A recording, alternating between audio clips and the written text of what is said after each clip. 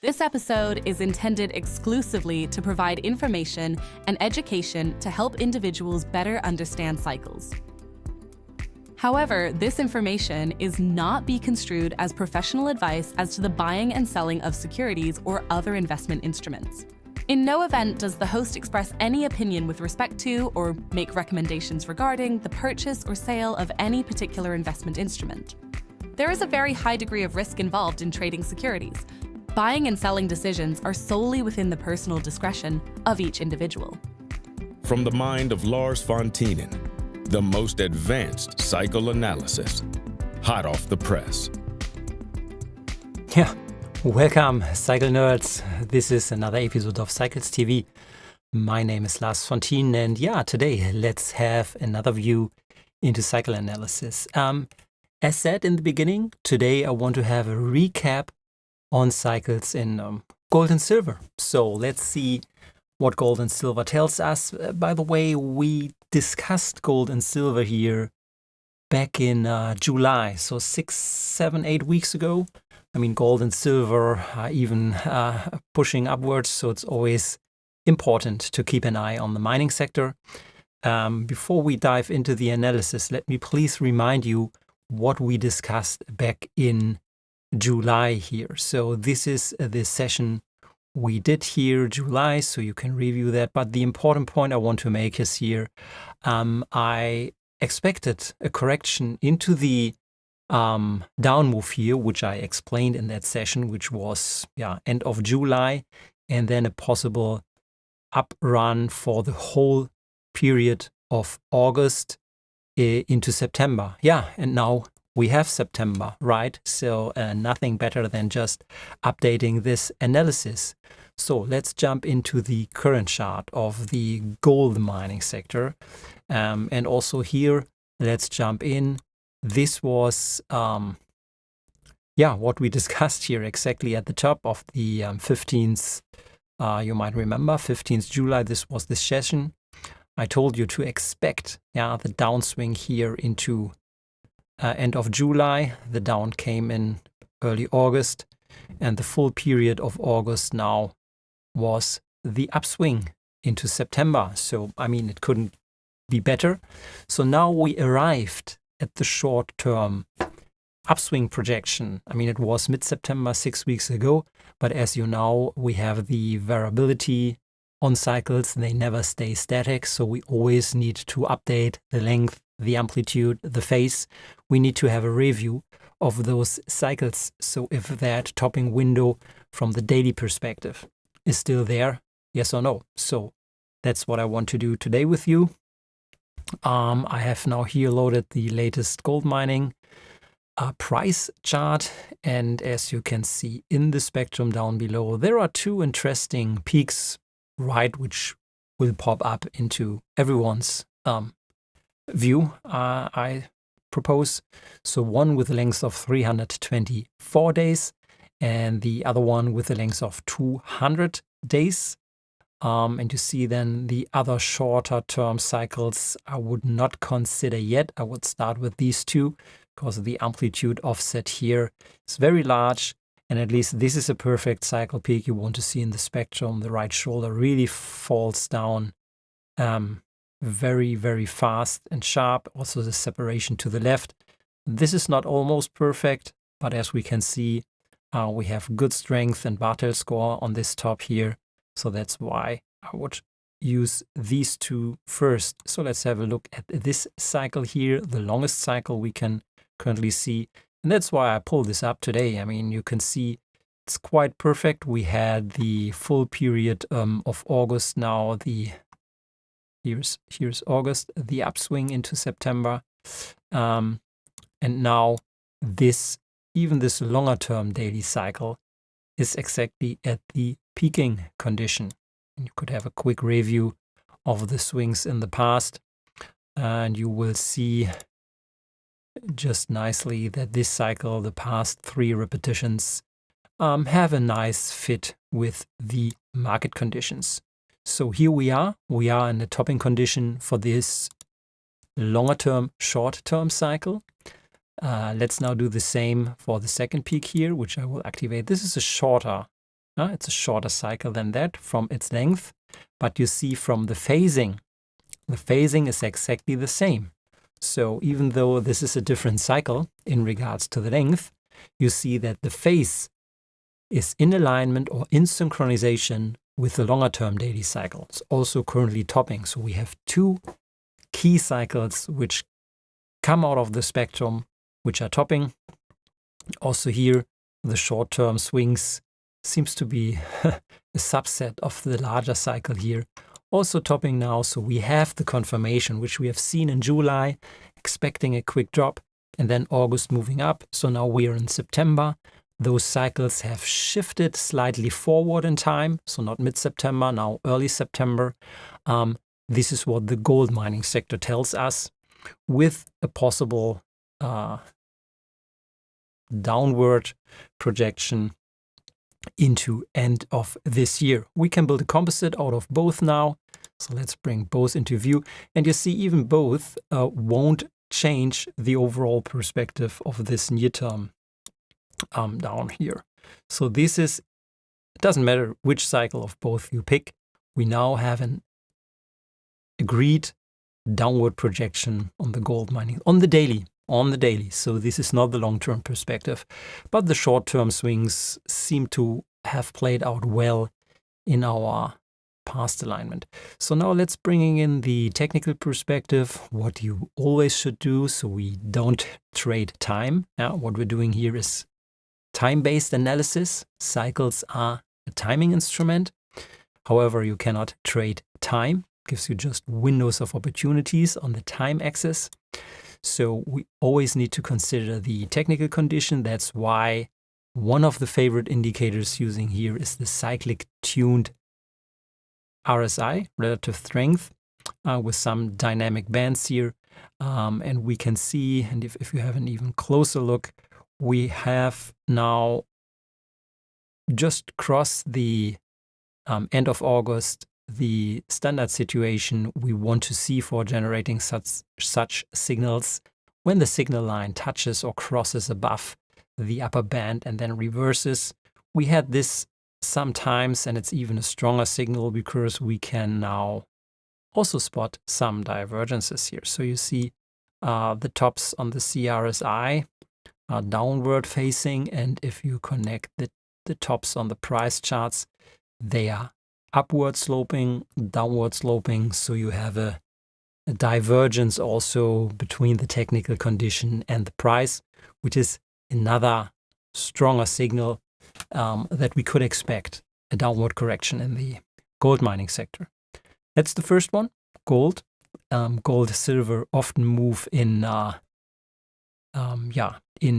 same swings. So therefore, let's now also review silver miners. So we move now over to silver mining stocks. These are the silver mining price chart with the latest data. So what we observe here is a quite similar perspective, not the exact same length, but I would conclude you can also identify the same set of cycles, or these two key cycles, which I'm just highlighting here with the mouse, are also visible in silver. I mean, no surprise. I mean, price chart is different, but the cycles seem to be the same, even not exactly. Yeah. So this is 310 trading days. So that's the longer one here, just overlaid here. You see, I mean, here this one has been skipped, but these repetitions are good. Not perfect, but are good if you would connect them. And this one also suggests here that we are now also in the topping window, which has just arrived here at that point in time. So yeah, mid-July, and this longer term cycle is still pointing downwards to the end of the year. Bringing in the shorter term cycle here, which has a length of 200 or 195 to be specific. So it's not exactly the same, but quite similar to the one we just have seen. You see the swings here, which I think this one fits much better to the price movement, but anyhow, these two are currently in their downswing phase. They have peaked already. Shorter term here, downward projection into November. So if you build a composite out of these two, you will see quite the same perspective here. By the way, the composite looks quite nice in regards to, if you just check the tops and bottoms of that composite. I mean, let's do this just for the purpose of having a clearer view on cycle analysis. I will just zoom in or make the screen a little bit more visible. So up front, I mean, I think you know this, with the cyclic turns, we are looking for points in time when we expect the major trend to reverse of the price series. The cycles and the cycle swings you're seeing here do not have any predictive value in regards to the amplitude and therefore to the price absolute value where price will move. It's just the relative information, the timing information, that at the given changes of the cyclic composite, we would expect a change in trend in the price series relative to the current situation. So I will now try to circle that in. So here it's obvious, we have the quite low at the point of the cyclic low. Then the price has here formed the top exactly at that point. And if we connect that, it would go like this. So here at that point, we have seen this bottoming period here with this timing. So if we just move from price, so we don't move down that way because we are not predicting price targets. We just project moments in time. So in here, that topping cycle, it is alignment with this short-term top in the markets, while you have a nice, almost perfect fit here, then moving down into that point here. Here the top, let's say somewhere here, not 100%, but at least coming from this low here, we are then moving up into that topping situation here. Then the cyclic down projection somewhere here, let's say here around there. So from here we go down into this bottoming window. Then we have the next upward. I mean, that's almost up to the point where we had that topping projection here. So moving up. Then this one is somewhere aligned here, moving down. That's a tough one, but I mean, I could say it's then here, moving up. And then we have the bottoming here. So going into that point. And this is, I think, almost an perfect alignment.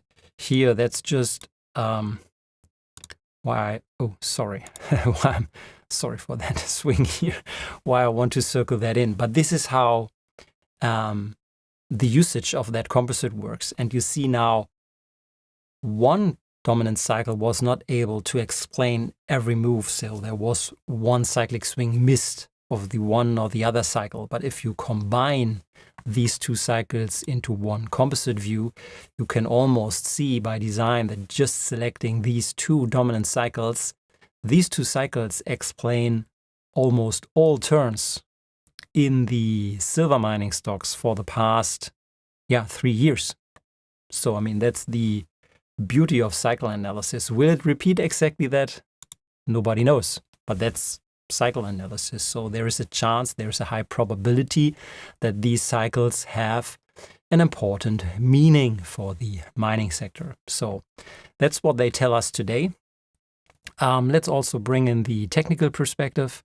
So the cyclic RSI turned on, and we observe a similar situation here. So the perfect signal was generated already here in July, where we did the past session. We had then this sharp downward move and then the upswing in August. So this is what I was thinking. And you see in gold, we even moved higher. So we made another high for gold miners. Why this high was not confirmed by silver. So silver made a lower high. But we had the divergence already also setting up here before, here at that point in time. So here we had the perfect signal already here, while we needed to wait until this upswing should have come to a completion, which looks now to be the place. So we have now entered the timing of September. So now everything is in synchronization from the previous analysis from July, the updated analysis on gold mining now in September, in conjunction with the analysis on 2 dominant cycles on silver, which is also in confirmation with the technical indicators. So I think I really tried to press it into 15 minutes, which is quite condensed today. So I tried my best to just give you upfront information right from the desk, not wasting any time here out there. Yeah, so time is valuable for all of us. So therefore, that's it. Now you have the analysis in front of you. If you're part of the foundation, feel free to repeat that analysis with our cycle scanner, and then you are able to see the same view, what I just showed here, and then you can even do more analysis or change the periods.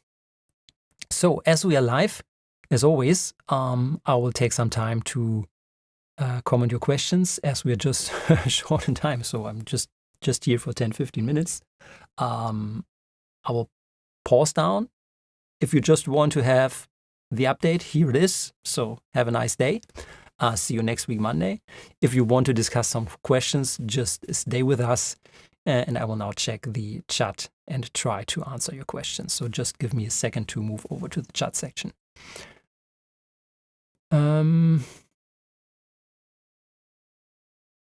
So let me start with the most related questions from Gold Orak. Lars, are you saying miners are down until the end of the year? Yes, that's, I need to be careful. That's what cycle analysis suggests. I'm not making any recommendation here, just to be clear. It's pure cycle analysis. But you got the message from the cycle analysis. Just be careful, we're just analyzing time-based cycles. So you need to set this into the broader market context to derive your own conclusions, just to be fair with our disclaimer here. So, but yeah, that's the message you could read from that picture. Elliot, you're bringing up the question on FLD is available. Yes, so we can activate future line of demarcation here also. Tried it out with Bitcoin Daily, same setup you had last week with Ethereum. However, I got about 10 crossings. Yeah, I will not move back to the Ethereum or Bitcoin topic in specific, but I can have a short talk on your question in regards to FLD, and we can bring it in here also in gold and silver. So first, let me clean up the question. Let's get back to the chart here. So what you're referring to, and this is what everyone can activate here. And by the way, that's even more simple than it has been before. So maybe I can also show you that hidden feature,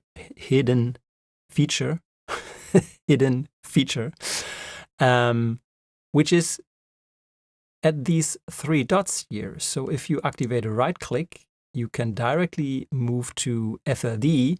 And if I now click FLD, it will automatically select the right length for that FLD, yeah, so which is half of the dominant cycle length. So in that case, it's 195 divided by 2, so 80 something.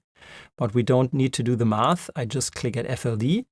Once done, you will see the FLD pops up with the exact specific setting here just put into place. So yeah, and it's even better to have a computer here than my brain, because the exact calculation is for sure 97.5.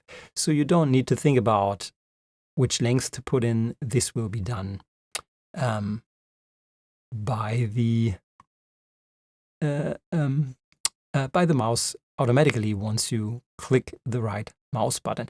Yeah, and I will not talk on the FLD here on gold, but I think what you're referring to, that you have a lot of, or you could have a lot of crossings of price and the FLD, which in that case will not give you meaningful value. You need to move to a higher cycle or to a higher cycle length to have a valid information from that FLD. So in that case, instead of using the shorter one, 195, let's move to the longer one, 310. I will do the same, just to right click on the 3 dots here, click on FLD, boom, that's it.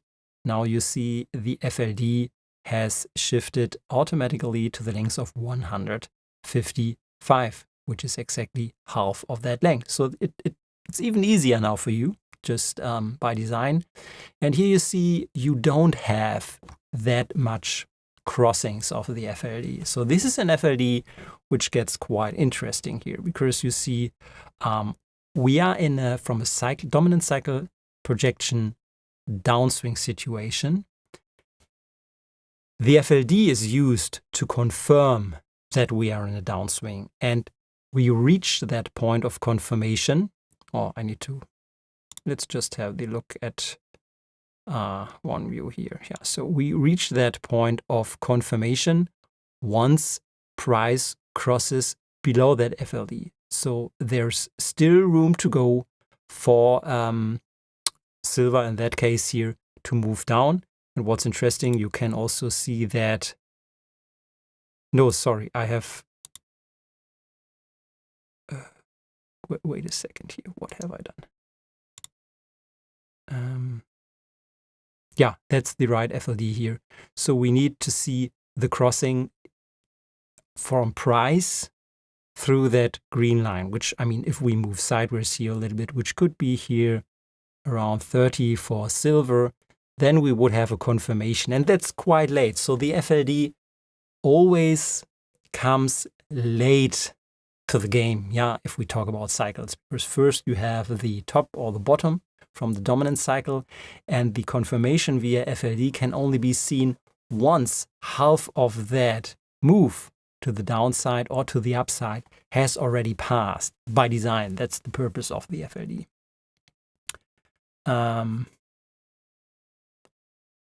Okay, so but Elliot, I think that would be my main comment. Just try to find the cycle where you don't have that many crossings, because if you have that many crossings, I think the cyclic chosen to use the FLD for getting price projections or confirmations that the cycle is on is too short. But I'm not an expert on FLD per se, so that's a Hurst-based technique, but that's just the general rule how to use it. Okay, FR, RSE bouncing off boundary lines as strong as crossing them. Oh, thanks for raising that question. Let's clean up the chart first. So I will remove the FLD. Your question is related here to, and I think on gold we touched it, not here. So I think that's where your question is referring. So here we touched or bouncing off. So that's your question. And here we went above and crossed down below. So the strongest signal is here when we moved above the upper band. So we have passed above the exhaustion of the market, and then we reversed. And when we turn back into the bands or the dynamic bands, then that's the strongest signal, and it's even stronger if you see this divergence here between the indicator and price. So that's the most strongest signal. So price is making higher high, while the indicator is making or is not making a higher high, and at that point crossing from the upper band, from above the upper band to the downside. I think I meant, so it's here, it's that top. So here at that point you have that divergence and the perfect signal here. That's almost perfect. If we then get back to that again, just touch it, it's still a signal. Yeah, but it's not as strong. But it's just the first, second, third signal in a row, and we have another divergence here. So therefore, I would count it. If you see the flow of those signals, it even gets stronger. So even the higher divergence here, again, market or price made a higher high, while the indicator did not, and we touched the upper band. So it's a kind of reconfirmation of the sell signal here we had ever. Hope that helps.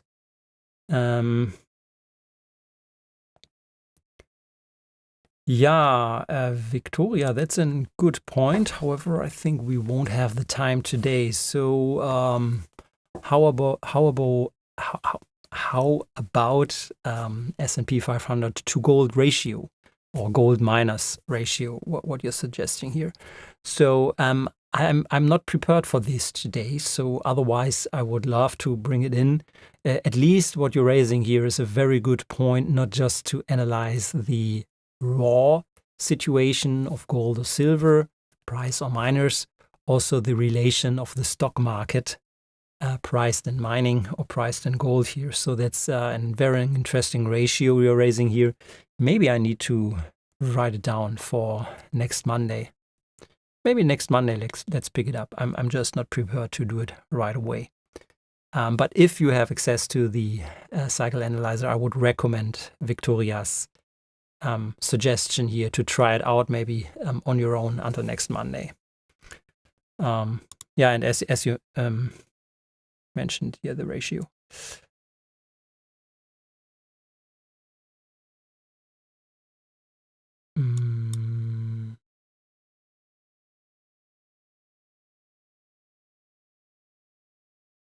Then, we have the info box, correct. And the CRSI, the profitability information is just based on that specific cycle you select. I'm for sure profitability for composite. I mean, the model gets even complexer more. The CRSI is just you need to decide for one length. So if you have a composite, you don't have one specific length for the CRSI, so it will not work for the CRSI. The profitability, yes. But then we come into automated trading signals, which is not the purpose here at the foundation for that. I mean, it's the right way to extend the analysis to generate these kinds of signals and try to test profitability. But as we are the foundation for the study of cycles, I would leave that idea for another a trading episode, maybe with Richard or something in specific, not focused on the pure cycle analysis. But your thinking goes exactly in the next area, what you could do with cycles. Oil, let's maybe close out the session for that here, Gold Orak and Victoria. I think you made two interesting points. So let's have a look at the ratio, the gold ratio from the stock markets to gold or gold mining. And let's maybe bring this into perspective also with some other important commodities like oil. And I will pin here this to my notes. So next week, please come back. I will prepare the US stock markets to gold miners ratio. Victoria, much thanks for that. And maybe I can also bring in the oil. So these two topics, as said, I've just taken this here to my notes. So let's close the session for today. I mean, it was the short one, but I think too clear cycle analysis. And thanks for being live here with me. This sets the stage for next week, Monday. So we have our agenda set, ready. Hope you will join next Monday, same time, same place.